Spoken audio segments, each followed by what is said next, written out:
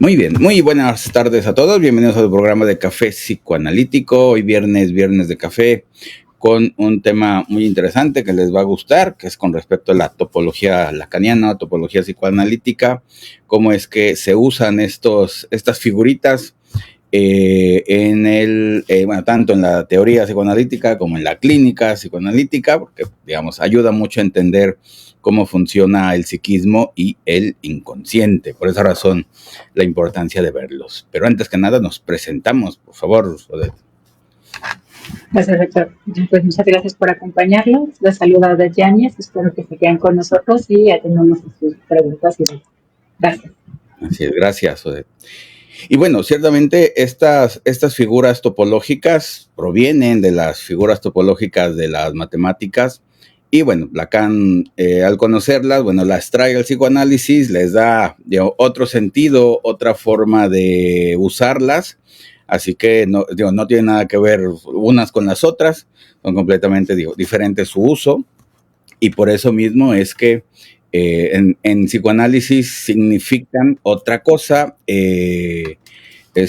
tienen otros usos, y por eso son las teorías muy diferentes, ciertamente, a la teoría que se va a ver en las ciencias matemáticas. Saludos, Raúl, ¿cómo estás?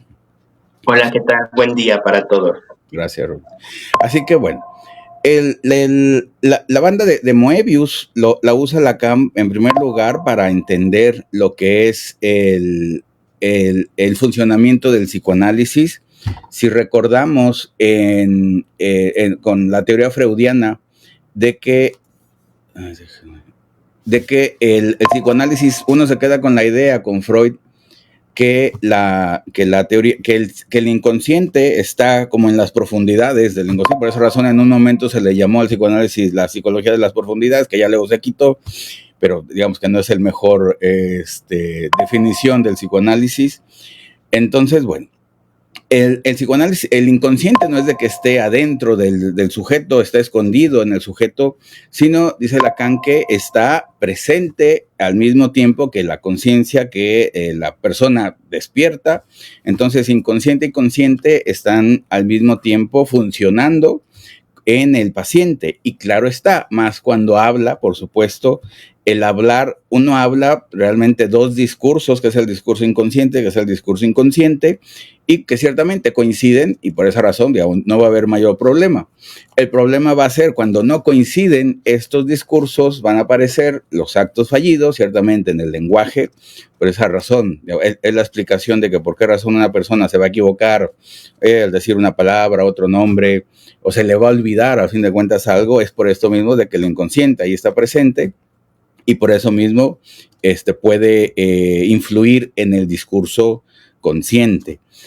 También, ¿por qué razón? El pensar y el hablar es un mismo discurso, a fin de cuentas. Tanto, podemos estar hablando y podemos seguir pensando eso que estuvimos hablando. Esto es que es el mismo discurso, es la misma cadena de significantes, y por eso mismo es que se puede continuar de esa manera, pensar y hablar sin mayor problema, ¿no? Al igual, estos pensamientos se pueden transformar ya una vez dormido la persona en sueños, y a fin de cuentas es el mismo discurso que ahora va a aparecer el sueño. Lo que está pensando el paciente en el día también va a aparecer en la noche a través de los sueños, y por eso mismo es que es, digámoslo así, el mismo discurso, los dos discursos conscientes e inconscientes que se van moviendo en el cuerpo de la persona y en el psiquismo de la persona, y por eso mismo es que hay esa continuidad, ¿no? Para nosotros, ciertamente, decir, pensar, soñar, hablar, son actividades diferentes, pero realmente es un continuum, es una misma línea, lo voy a poner de esa manera, es una misma banda de Moebius que se va moviendo, ciertamente, y que por esa razón es que hay esa lógica de todo lo que piensa, hace y habla la persona, ¿no? Y también con respecto a los síntomas, si estamos hablando de que los actos fallidos también funcionan como la banda de Moebius, los sueños, por supuesto, y obvio está que también los síntomas.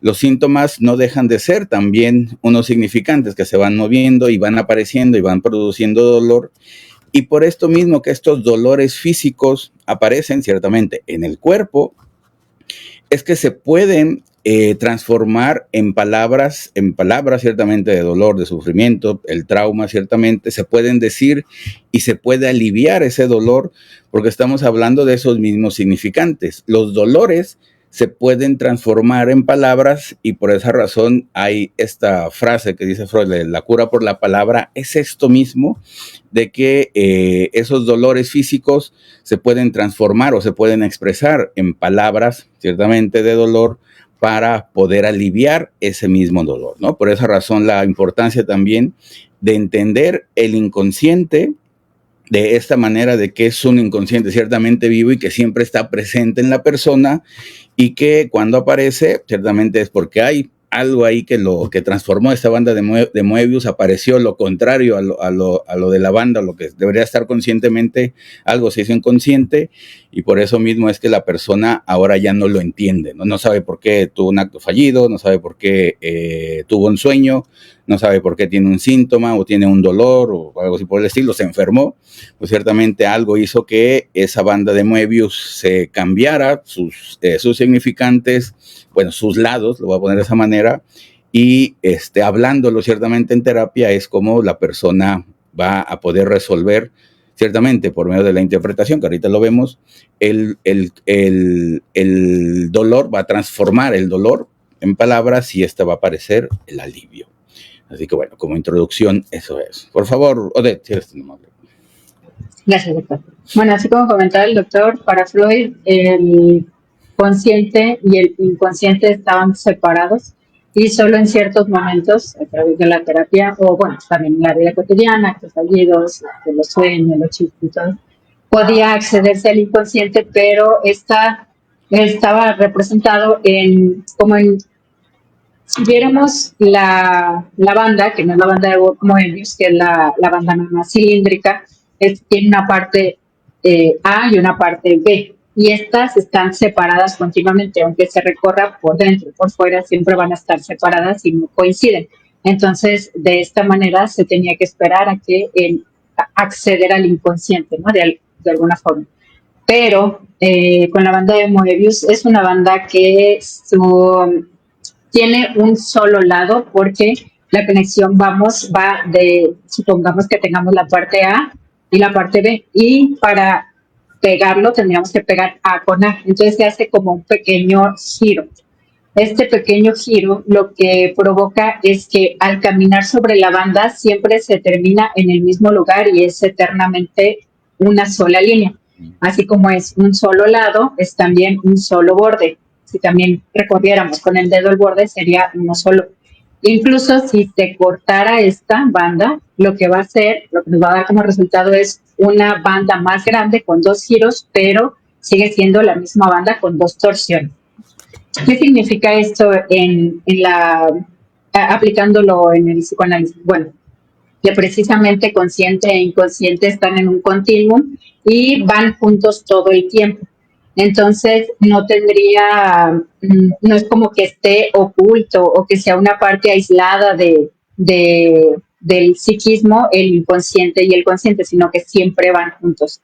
Y no nada más lo estamos utilizando para hablar del consciente y el inconsciente, también lo podemos utilizar para todas las afectos y las emociones que son contrarias. Por lo tanto, el amor y el odio estarían en la misma línea y es por ello que podría decirse que generalmente a más intensidad afectiva amorosa también va a ser la de odio, ¿no? Porque siempre van en la misma línea. También tenemos otras cuestiones como por ejemplo la individualidad y la colectividad. No se puede ser individuo sin colectivo ni tampoco viceversa. Entonces, cuando se habla, sobre todo el sujeto, cuando hablamos del sujeto barrado, se está barrado precisamente por el lenguaje que es lo colectivo. Entonces, de aquí no podría estar aislado completamente el individuo. De hecho, para hablarse de un sujeto, estamos diciendo que está sujeto a lo que a lo que fue hablado de él, a lo que los otros le impusieron en el hablar de él. Entonces, de ahí también tenemos que la banda corre paralelamente tanto, digamos, lo individual como en la parte colectiva, desde lo más mínimo que sería lo familiar hasta pues lo más globalizado. Y también tenemos el estar dentro y fuera de terapia.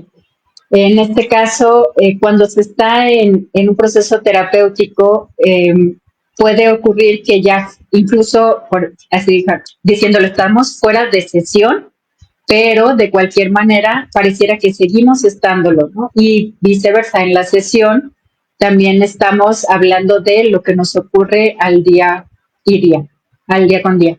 Entonces, vemos cómo todas estas cosas, más allá que estar separadas, más allá que hacer una división tajante y más allá de tener que clasificar, lo vemos que todo es un continuum y que por lo tanto solamente, como decía el doctor, bueno, a través de la terapia sería lo que podríamos modificar, la cadena de significantes y todo eso, pues, que pudieran hacer el cambio, pero en realidad no es como que en ese momento estemos exponiendo el inconsciente siempre se está exponiendo, ¿sí? De hecho, el inconsciente también es atemporal precisamente, entonces en la banda corre tanto el pasado, el presente y el futuro, porque cuando soñamos, nos podemos soñar como destiempo o siendo niños pero con cosas de adultos o al revés, o cuando hablamos y que tenemos un lapsus, pareciera que lo que ya es pasado lo mencionamos como presente o lo mencionamos como futuro, entonces ahí todo se combina en una sola línea.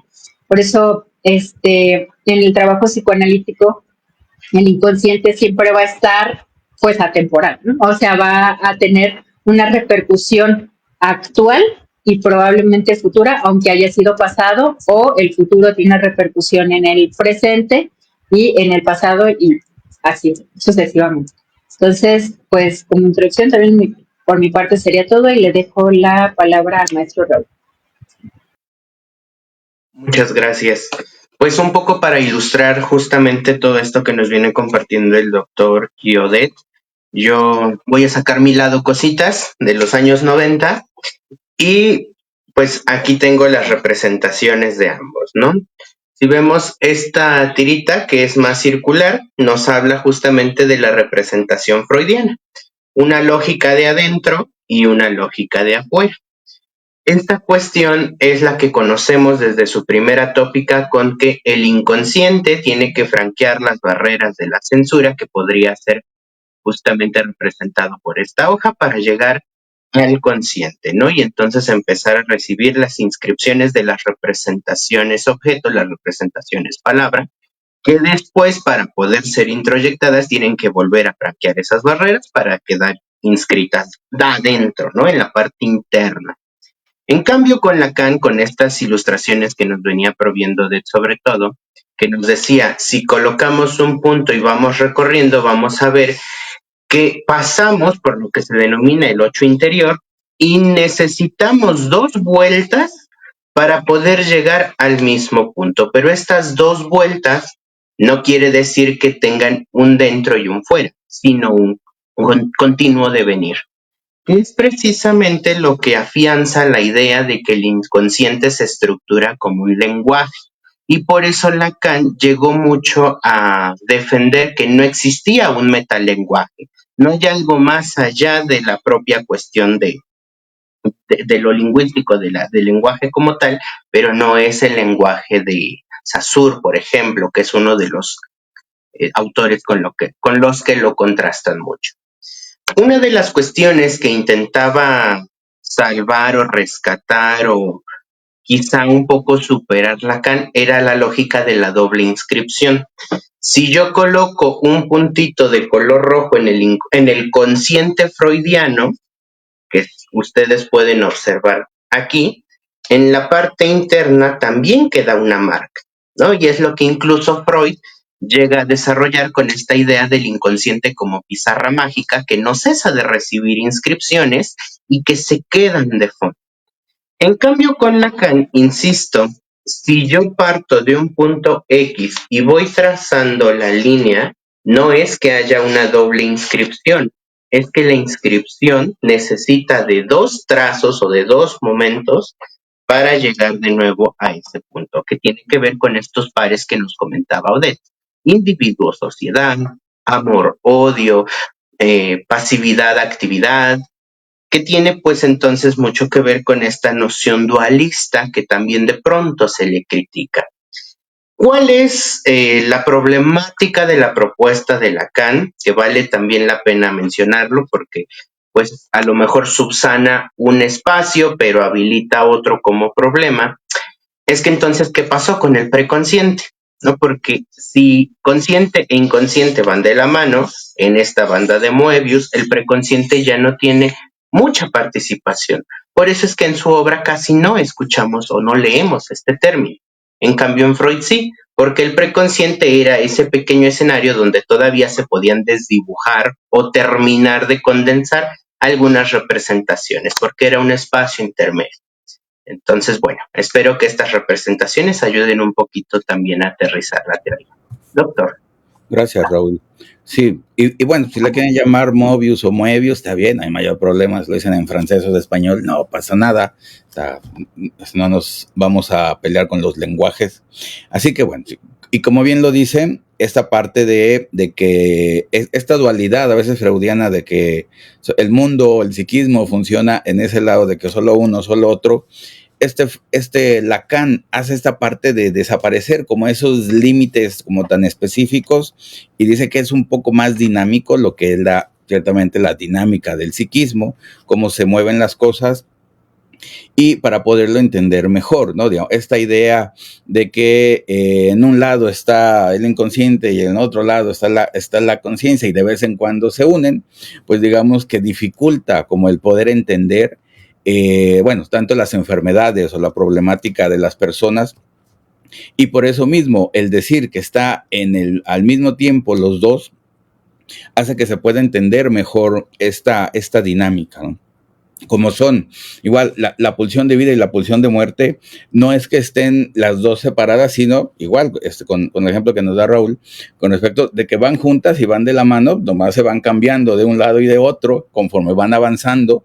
Entonces, pues por eso mismo es de que aparece y desaparece, o puede aparecer una y luego aparece la otra, la persona está sana y aparece también y se enferma, ¿no? Se voltea o aparece en esa línea de la banda que ahora está del otro lado. Igual la persona está sana y comete un acting out y bueno, es esta parte que ahora se voltea, lo voy a poner de esta manera, la banda de Moebius aparece el lado que es del inconsciente y por eso mismo es que, bueno, se pueden cometer estos actos, bueno, estos pasajes al acto, estos actos fallidos, acting in, acting out. Entonces, por eso mismo de que la banda se está moviendo, el inconsciente se está moviendo y ciertamente no es algo inerte, no es algo que esté oculto, sino que siempre está presente. ¿Y qué es lo que va a hacer que esto cambie, de un lado a otro cambie?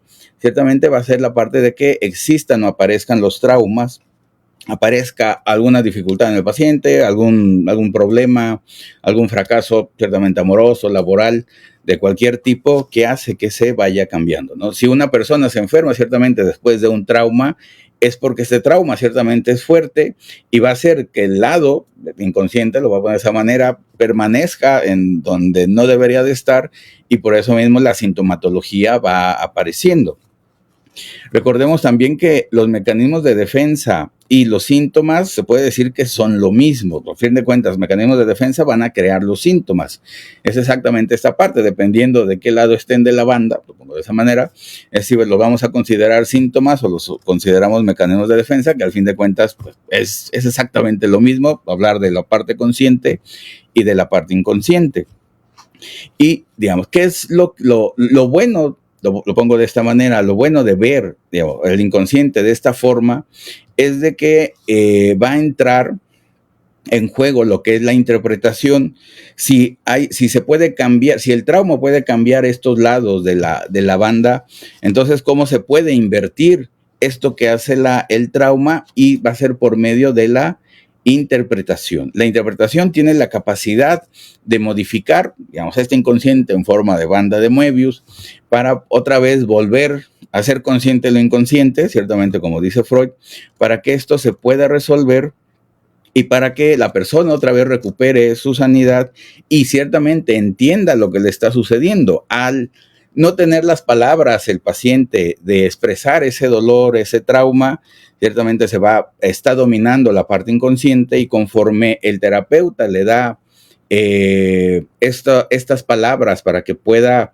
descifrar este trauma, estos dolores físicos o psíquicos, es como se va otra vez a invertir estos significantes inconscientes a conscientes, y la persona o el paciente va a entender, ahora sí, con las palabras ciertamente conscientes, el significado de sus síntomas, el significado de su patología, de su enfermedad, y por eso mismo es que en ese momento, digamos, del entendimiento de la enfermedad, del entendimiento del trauma, es por lo que el paciente va a llegar a la cura o ya va a empezar su mejoría, porque ya puede entender lo que antes no entendía.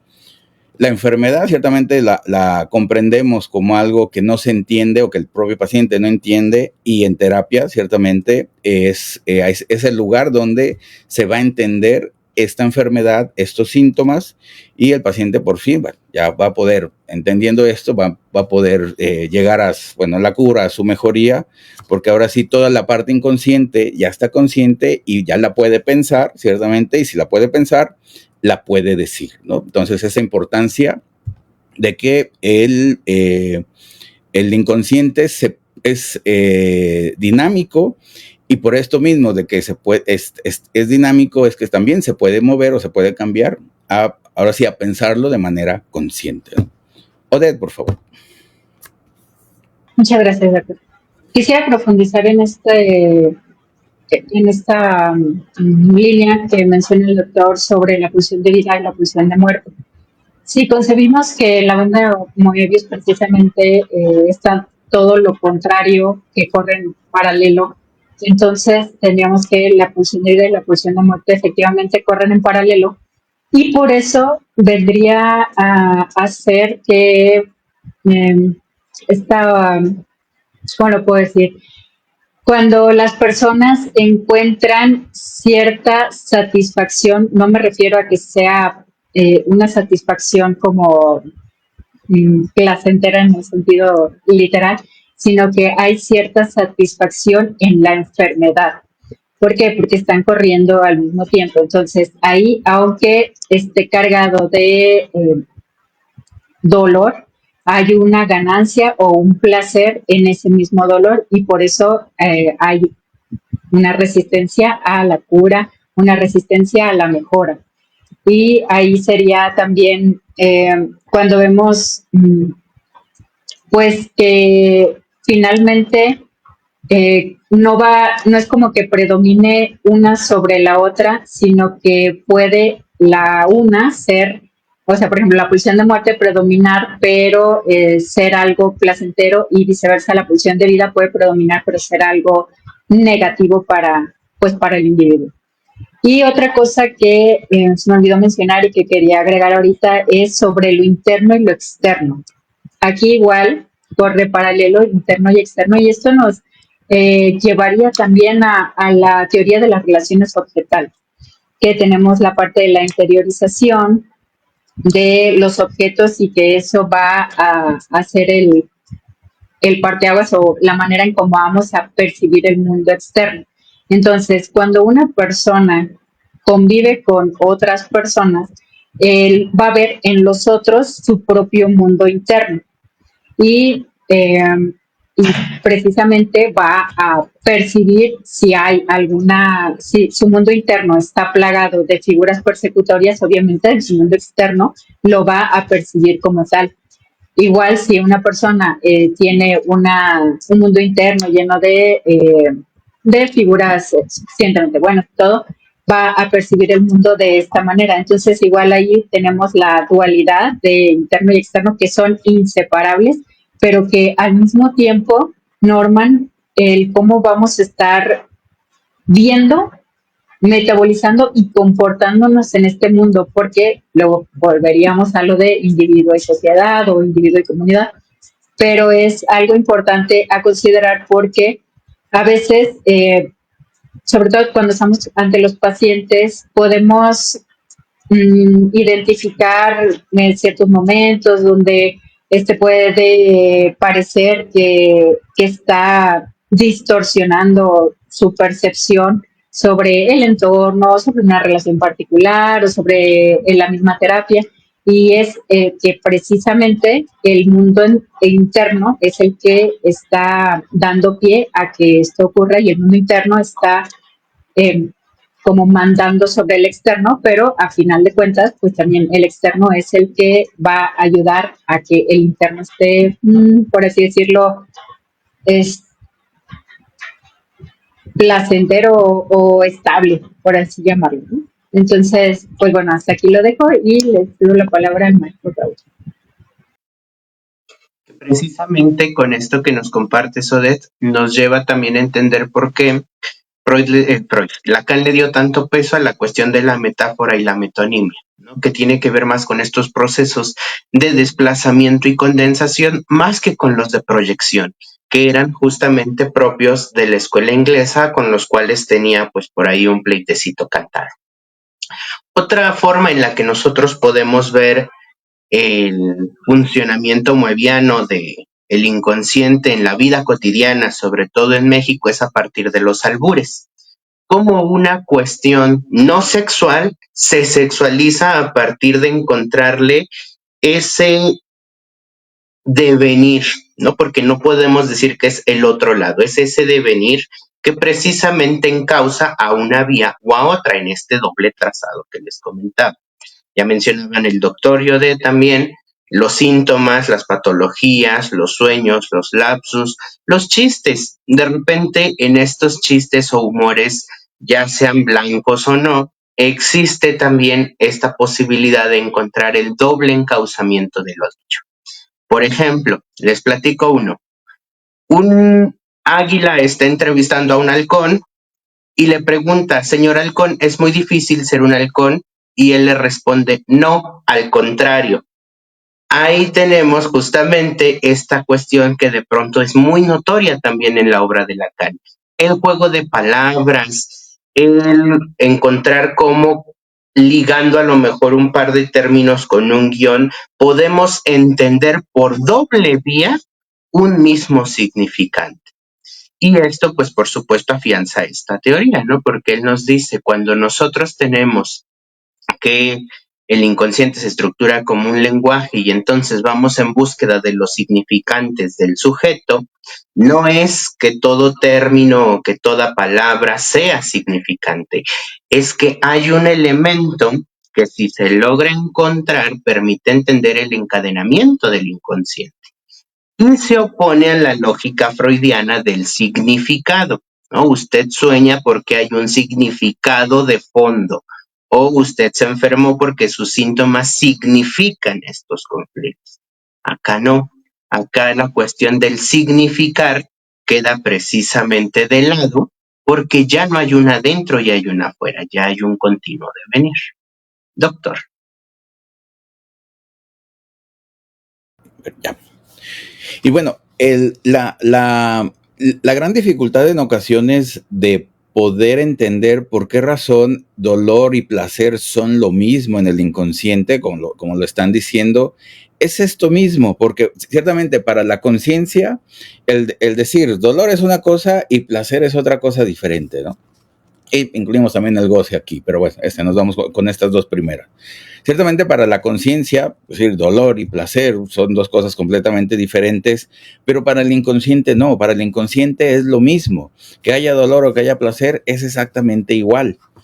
Y por eso mismo es que las enfermedades en general o los síntomas en general son tan difíciles de quitar, tanto en el consultorio médico como en el consultorio psicoanalítico o psicoterapéutico, porque para el inconsciente el dolor es placer, ¿no? Para el inconsciente no hay mayor problema si existe dolor o si existe placer. Por eso mismo es que se van repitiendo los traumas, se va consiguiendo placer, se van consiguiendo parejas dolorosas o violentas.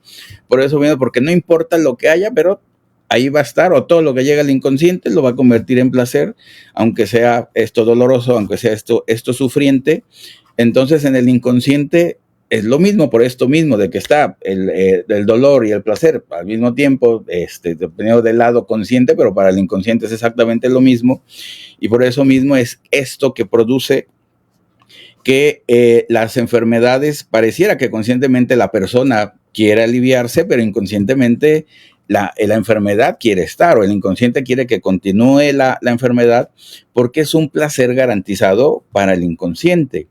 Entonces, por eso mismo, uno de los objetivos terapéuticos, lo voy a poner así, es cambiar ese placer del inconsciente por un placer que sea para los dos, tanto para la conciencia como para el inconsciente, no solo para el propio inconsciente.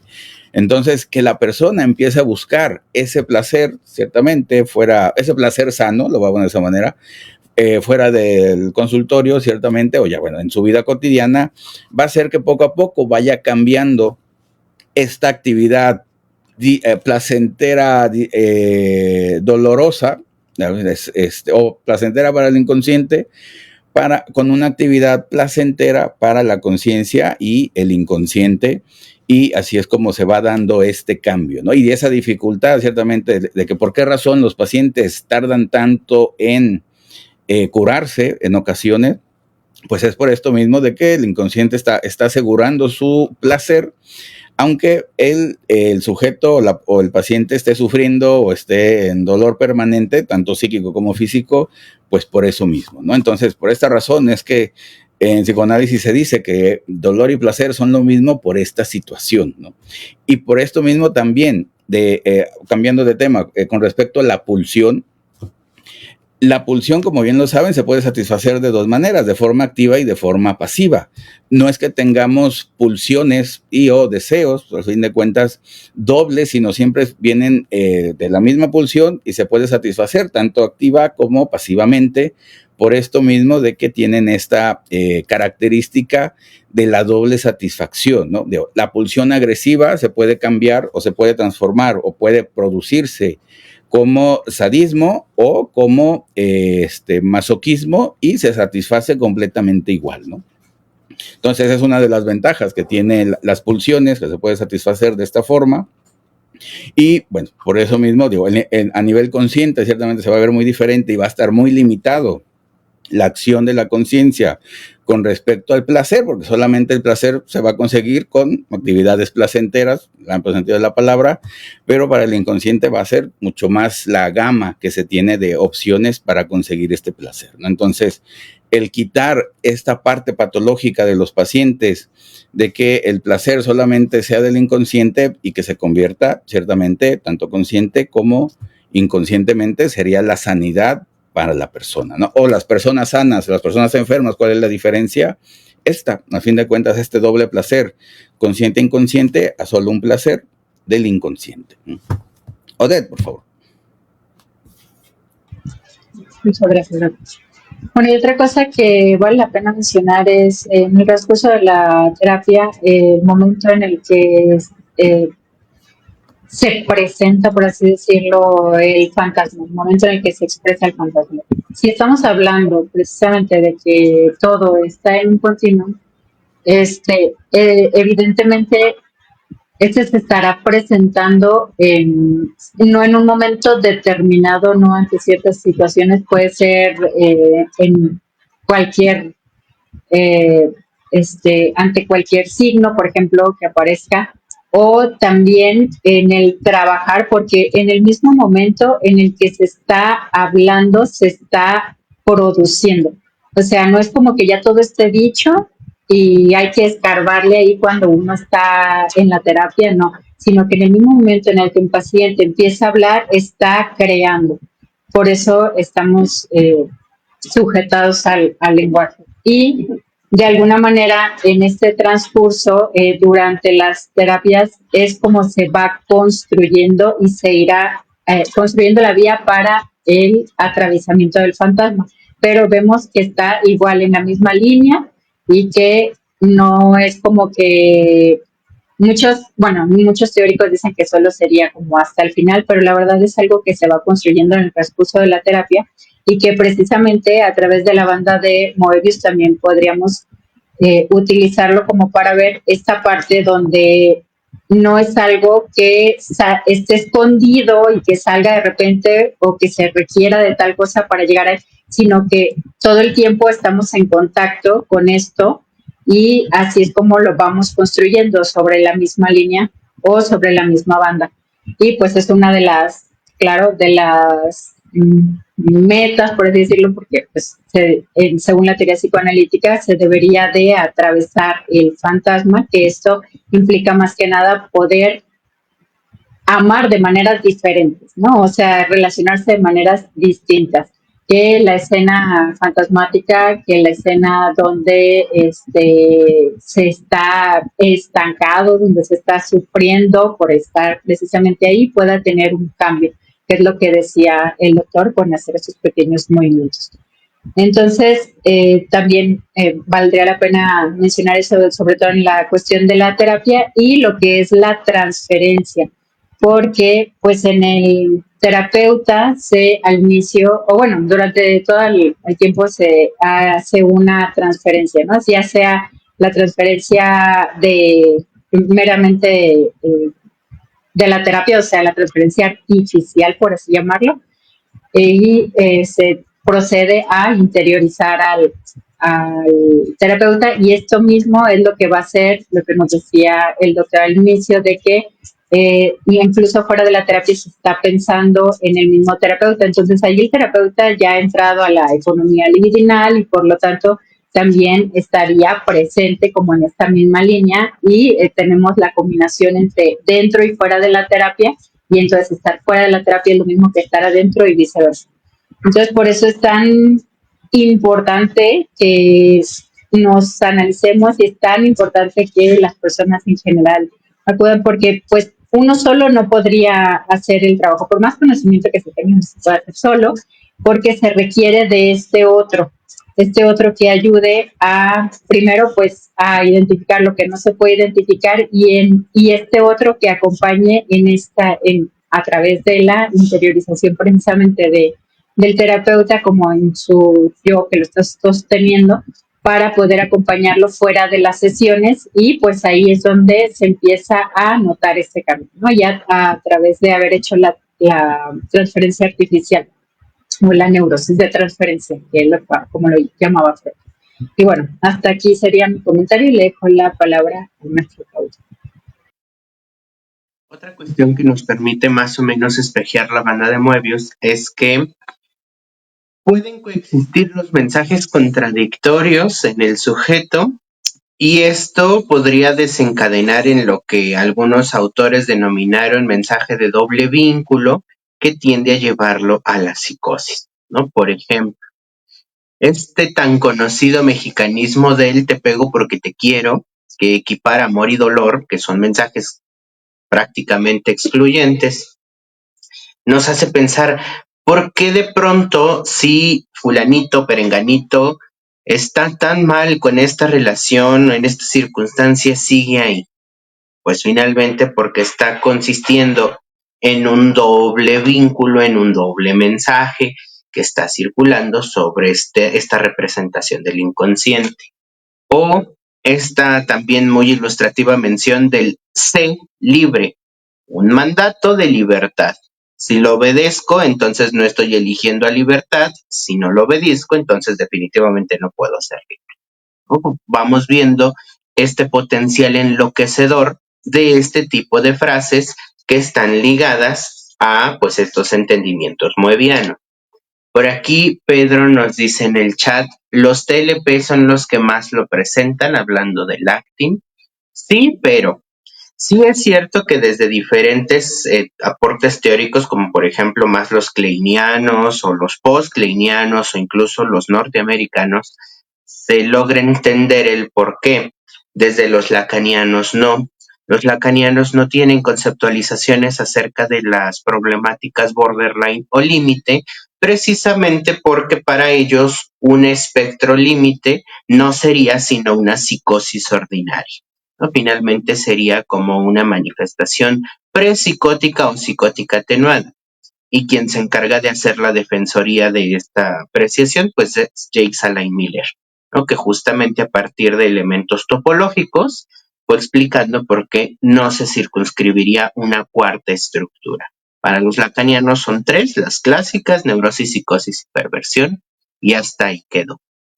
Y también veía otro comentario que nos decía Rosario, que dice el placer inconsciente es goce, no necesariamente, ¿no? Justamente en la lógica freudiana encontramos esta tendencia de que cuando un sistema tiene placer, el otro es displacentero, por ejemplo, si el sujeto está respondiendo a las cuestiones pulsionales que tienen su fuente en el ello y que son meramente inconscientes, muy probablemente esa parte se está satisfaciendo, pero tal vez en la parte consciente hay una desadaptación, un elemento que lo vuelve negativo para los demás y entonces es displacentero.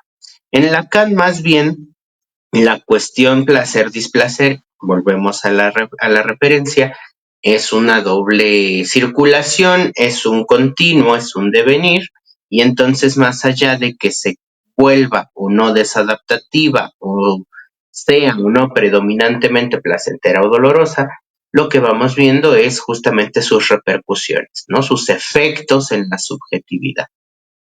Particularmente la cuestión del goce ya se trabajó hace 2 programas, si no mal recuerdo, entonces pues invitar como a rever ese capítulo para afianzar el tema. Doctor. Ya, gracias, Raúl. Bueno, sí, a ver, bueno, con respecto, saludos Pedro Chaire, dice, gozar de otra manera que no sea con el cuerpo. Pues sí, nadie se puede quitar el cuerpo para gozar, todo sujeto necesita el cuerpo para hacer y deshacer, no hay sujetos solamente psíquicos, así que ciertamente es como un chiste esa frase que dice Lacan, sí, pues ¿quién se puede quitar el cuerpo para gozar? Pues obvio que nadie, ¿no? Y bueno, con respecto a esto que dices con lo del goce, sí, ciertamente, bueno, digo, el goce va a ser un placer inconsciente, sí, siempre y cuando el dolor sea consciente. Aparecen esos dos afectos, ciertamente aquí son contrarios y ciertamente va a crear el goce.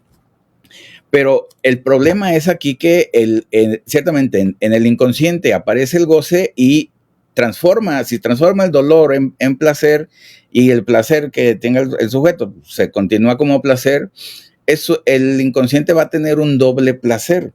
Por esa razón, estas parejas, bueno, tóxicas o violentas que los aman y los golpean, para el inconsciente son dos placeres y por esa razón la persona siente este goce, tiene más, lo voy a poner de esa manera, por esto mismo de que no solamente recibe placer, bueno, recibe placer y dolor, pero para el inconsciente ese dolor lo transforma en placer y por esa razón parece un doble amor o una doble importancia, que es exactamente lo que sucede con los alimentos picantes, que ciertamente el placer que produce el alimento y el doble placer inconsciente que va a producir el picante. Entonces parece que son más sabrosos los dulces picantes o las comidas picantes o con salsa o con chile, pero ciertamente no, digamos, es un engaño consciente, pero quien ciertamente disfruta doble va a ser el inconsciente porque recibe doble estímulo, lo voy a poner de esa manera, y esos dobles estímulos los va a transformar en placer, ¿no? Por eso mismo es que parece que no pasa nada, parece que es un doble placer esto, pero realmente, pues ciertamente para el inconsciente sí, pero para la conciencia el cuerpo está recibiendo un daño, a fin de cuentas es un daño, sea golpes, sea cosas picantes, sea lo que ustedes quieran, pero aunque la persona piense que está recibiendo ese doble placer, que ciertamente no es así, bueno, conscientemente no es así, aunque pareciera que abunda, digamos, ahí los estímulos, ciertamente sí, pero no porque abunden los estímulos quiere decir que sea bueno para la persona a nivel presente, a nivel prolongado. Por esa razón, los alimentos picantes dan gastritis o colitis, pues por eso mismo, porque se está afectando al cuerpo al fin de cuentas, ¿no? Y bueno, y también, digamos, el atractivo en ocasiones de las perversiones o filias y parafilias es esto mismo, al fin de cuentas, que parece que el perverso tiene más placer, entre comillas, goza más, o el goce es lo que busca y es lo que le da este doble placer, pues es por esto mismo, ¿no? Aunque sean cosas contradictorias, la relación sadomasoquista ciertamente va a sentir más porque hay dolor en una relación normal o común, neurótica, que solamente hay placer. Entonces, por eso mismo ese plus, que es el dolor, ciertamente son dos afectos en vez de que haya solamente uno, que es el amoroso, y parece que los perversos o las relaciones perversas son mejores o son más atractivas o son más placenteras por este plus que tiene, pero pues realmente, bueno, ciertamente para el inconsciente pues es lo máximo, pero a nivel neurótico y a nivel consciente pues va a haber esa merma o ese daño en el propio cuerpo. Así que, bueno, déjenme saludar allá Radio Morir, a Eric y a José Luis. Saludos, Eric, que ya tenemos rato sin saludarlos, pero aquí siempre están presentes, ahí siempre nos ven, nos escuchan, mejor dicho, ahí en el radio por internet. Saludos a Rafael Martínez. Karen Lisset nos mandó 99 estrellas. Muchas gracias, Karen. La primera vez que nos mandan estrellitas, qué padre, así, wow. Sí, lo máximo, muchas gracias, Karen. Bueno, ya después Enrique Cove, excelente tema. Rosario Rivera, ya lo hicimos. Don Guillermo Soria, ya está, ok. Entonces, bueno, continuamos, por favor. Odette, si eres tan amable. Gracias, doctor. ¿No va a invitar a su certificación primero?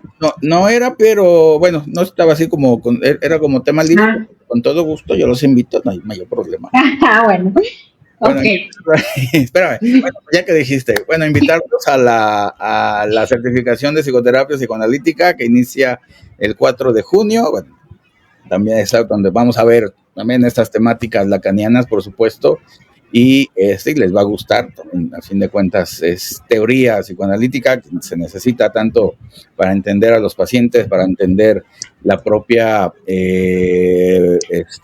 sociedad en la que estamos viviendo, el propio presente, y bueno, pues muy necesario para estar aquí analizando, a fin de cuentas, el discurso de los pacientes, el discurso de la sociedad en general, y por qué actúan y no actúan de tal forma o de tal manera. Y para lo de la de sexualidad, también no tengo aquí los datos. ¿Tú los tienes, Raúl? Una vez, aprovechando, 2 por 1. Pues también en el mes de junio vamos a estar iniciando la certificación en sexualidad y sus psicopatologías. Es una oferta que viene renovada, traemos por supuesto nuevas temáticas, estamos trabajando cada ocasión más en hacerlas mucho más atractivas para todos y todas, que sean pues no solamente informativas, sino más bien aplicables a algún escenario práctico, análisis de casos. Si no mal recuerdo, porque tampoco traigo el dato fresco, iniciamos el viernes 6 de junio, ya me fui hasta octubre, 6 de junio, y pues es nocturna, ¿no? Es de 7 a 9 de la noche, con todo el gusto, también están todos y todas cordialmente invitadas. De todas formas, la próxima semana vamos a tener un programa específico sobre una temática que se incluye ahí, así que no se lo pierdan.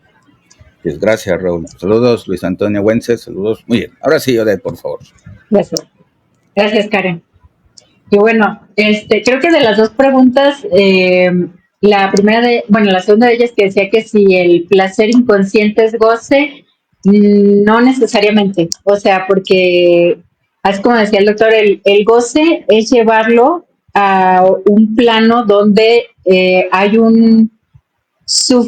hay más bien un daño al experimentar ese placer.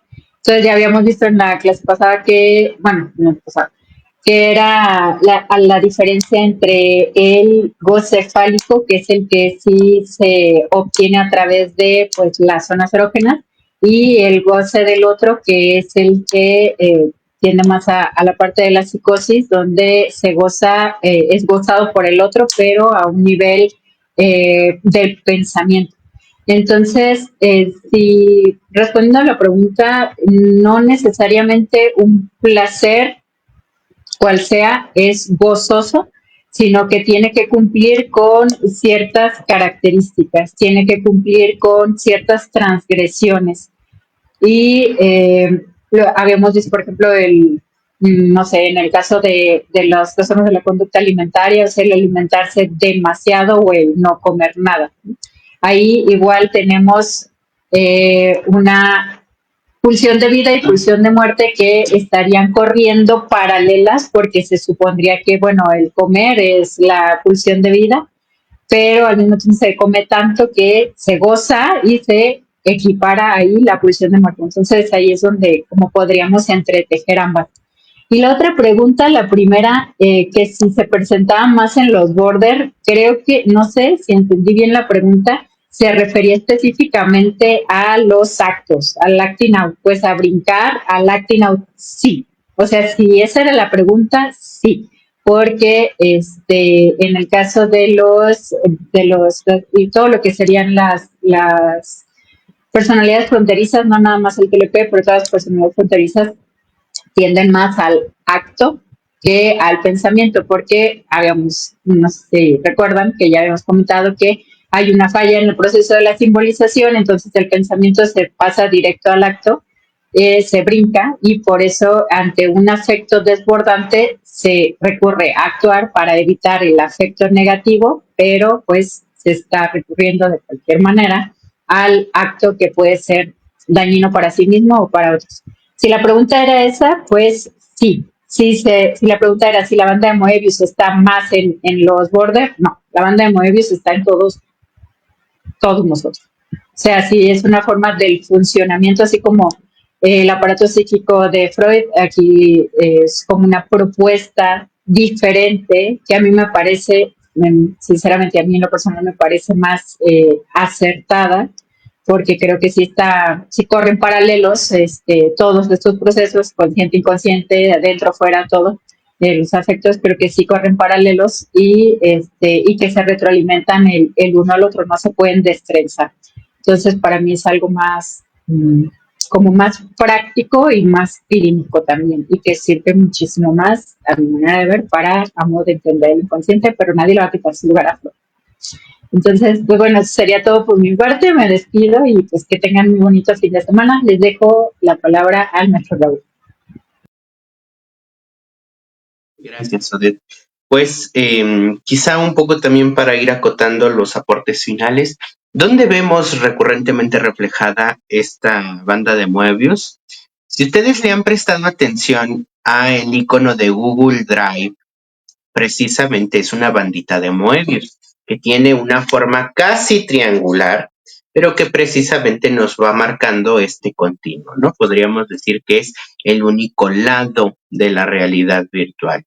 O este diagramita también de las flechitas de el reciclado, la reutilización y bueno, reciclar, reutilizar y no me acuerdo cuál es el tercero, ustedes disculpen, pero bueno, finalmente es también una bandita de Moebius.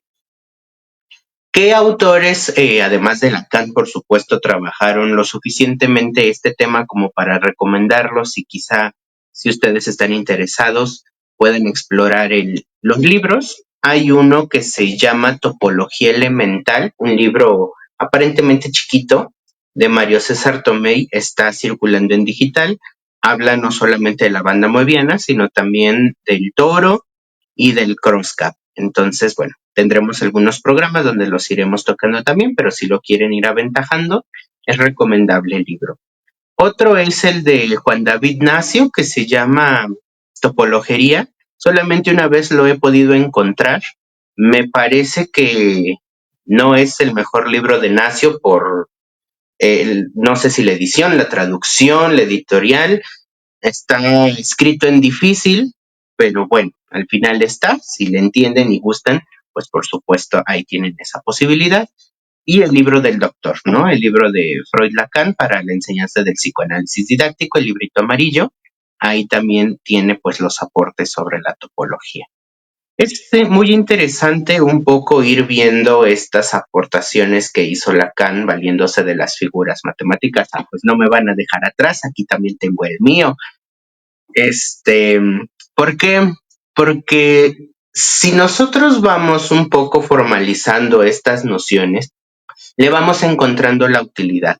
En lo particular, no soy muy fan de aplicarlas en crudo, siento que siempre necesitan recurrir a la casuística particular de cada sujeto, el caso por caso. Y aunque este autor no lo trabajó, yo sí sumaría que otro entendimiento por partida doble que ayuda al abordaje clínico, pues es la transferencia y contratransferencia como parte de una banda moebiana, ¿no? Sabemos que, por ejemplo, Lacan, Freud, incluso la misma Klein consideraban que la transferencia con la contratransferencia no era del todo deseable, porque de pronto se podría convertir en un obstáculo. Fueron los postkleinianos y los psicoanalistas norteamericanos quienes fueron encontrando cómo a partir de ponerla al servicio del paciente puede ser útil precisamente para entender los psicodinamismos de su estructura, su patología, su esbozo sintomático. Entonces, aunque Lacan no precisamente habló de ello, pienso que si tomamos transferencia y contratransferencia como banda moebiana, nos va a permitir, por supuesto, hacer abordajes mucho más íntegros, más críticos y desde luego mejor logrados para nuestros pacientes. Doctor. Ya, okay. Saludos a Javier de Boulogne o Boulogne, depende ahí cómo se quiera decir, desde Buenos Aires, Argentina. Un saludo a la bella Argentina. Muchas gracias por vernos y escucharnos hasta allá. Y bueno, sí, ciertamente la banda de Moebius puede explicar muchas cosas dentro tanto de con los pacientes, con los sujetos y en la terapia, por supuesto, de que la terapia, utilizándola en la terapia, de que no solamente el efecto del analista se queda dentro del consultorio, sino que continúa, hay un continuo afuera del consultorio con el paciente. Esta frase que dicen los pacientes de cuando les pasa algo, hacen un acto fallido, un sueño o cualquier otra cosa, un síntoma, se enferman, y que dicen de que, esto se lo voy a contar a mi analista, ¿no? Entonces dices, bueno, ciertamente ahí está el analista presente en la vida de la persona y no solamente está cuando está en la consulta. Entonces también uno acompaña a los pacientes en su vida cotidiana, aunque ciertamente no esté presente como tal, pero ya estamos, digamos así, como adentro de su cabeza. Eso no deja de ser, al fin de cuentas, la neurosis de transferencia, que se considere el análisis y el analista en la vida cotidiana antes o después de ir a terapia, ¿no? Y también cuando los pacientes utilizan esta frase dentro del consultorio con las interpretaciones de no lo había pensado así, es que esto mismo pasó. Digo, esta banda de Moebius se cambió algunos significantes inconscientes que se hicieron conscientes, y por esa razón la persona puede entender esa parte de su vida, esa parte de su discurso, esa parte de su sintomatología, porque ya lo puede ver ahora sí, lo inconsciente ya lo puede ver de manera consciente, ya le puede dar palabras o explicación, porque la interpretación tiene ese poder, esa capacidad de hacer que ese discurso inconsciente se vuelva consciente, esos significantes inconscientes se vuelvan palabras, y por eso mismo la persona entiende mejor o entiende lo que le está sucediendo o lo que le sucedió. Y también esto mismo que dijeron de poder distinguir el pasado y el presente en el paciente, y más con respecto a su enfermedad, es esto mismo de que se confunden. Así como, ¿cómo puede ser que una persona hable de algo que le sucedió hace 20 años, hace 30 años en su infancia, y todavía le duela y le repercuta en su vida presente, ¿no? Dices, ¿cómo es posible esto? Bueno, por esto mismo de la banda, de que están confundidos los tiempos, y presente y pasado son lo mismo. En terapia, bien sabemos que el poder distinguir de lo que pasó, y ciertamente el trauma, los problemas que se sufrieron en el pasado, si ciertamente se sufrieron, no quiere decir que se tengan que negar, pero se tienen que ver que están en el pasado y ya no están en el presente de la persona. El que la persona pueda hacer esta distinción de que ya no tiene que sufrir en el presente de algo del pasado, es lo que le va a empezar a dar esa sanidad, esa tranquilidad, porque ya puede distinguir lo que sucedió. Ciertamente sucedió, fue algo difícil, fue algo traumático, pero ya pasó y se terminó, ¿no? El saber esto, que el paciente llegue a entender de que ese trauma se terminó, hace que pueda disfrutar este presente y que pueda ver todo lo bueno que tiene este presente y que recupere esa sanidad que ciertamente perdió por confundir o mejor dicho, bueno, confundir o mimetizar lo que es presente y pasado, ¿no? Por eso la razón, la importancia de distinguir, bueno, presente, pasado y ciertamente futuro, porque si están unidos presente y pasado, ciertamente el futuro desaparece o no existe. Hasta que se pueda hacer esa distinción, va a aparecer ese futuro y ese buen futuro, porque ya la persona está viviendo en su presente. Ay, bueno, ya llegamos a la hora. Bueno, ok. Bueno, Audé, ¿ya te despediste? Raúl, ¿ya te despediste o no? ¿O te quieres despedir otra vez? ¿O se quieren despedir otra vez? Audé. Gracias, doctor. Bueno, sí, ya me he despedido, pero me hace un gusto saludarlos y que tengan muy bonitos fines de semana. Espero que les haya gustado el tema para estar hablando de la topología de Lacan, que nos encanta tanto Lacan. Y pues muchas gracias por acompañarnos y por sus comentarios y sus saludos. Gracias. Pues gracias a todos y todas por su atención, por acompañarnos con comentarios, preguntas. Gracias por dejar de despedirme, porque la semana pasada quedamos que a Raúl nadie lo va a extrañar. Entonces, bueno, no se pierdan el programa de la siguiente semana. Es el análisis de las batallas en el desierto, un librito que parece cuento, se lee en una sentada de 1 hora cuando más. Entonces, quédense pendientes. Es un texto muy interesante para analizar el complejo de Edipo en los varones. ¿Vale? Entonces, completamente invitadas a que nos sigan la próxima semana. Por ahora se despide Raúl Ruiz, esperando que tengan un bonito día. Gracias, Raúl. Gracias, Odés. Bueno, gracias a todos y cada uno de ustedes por estar aquí con nosotros y platicar sobre estas temáticas que son interesantes. A fin de cuentas, si no las conocían, ciertamente el empezar a conocer y ver su utilidad y ver su aplicabilidad, ciertamente ayuda a que sea más práctico y más ameno estas figuritas que parece que son así como extrañas, pero pues realmente son bien simpáticas. Así que bueno, sí, por supuesto que sí. Así que bueno, muchas gracias a todos, cuídense mucho, un abrazo a todos, que estén muy bien. Recuerden que los queremos mucho y aquí los queremos ver también la próxima semana. Así que gracias a todos, diviértanse. Seguimos con el 19 aniversario de la universidad, así que muchas felicidades también a todos y cada uno de ustedes. Gracias y que tengan un buen día. Analicet, saludos. Analicet, gracias. Rosario Rivera, gracias. Cuídense mucho. Adiós también. Adiós hasta Argentina. Adiós hasta Argentina, Chile, Uruguay, Brasil, Perú, donde nos vean, Colombia también. Saludotes. Centroamérica también, por supuesto. En Norteamérica también. Adiós.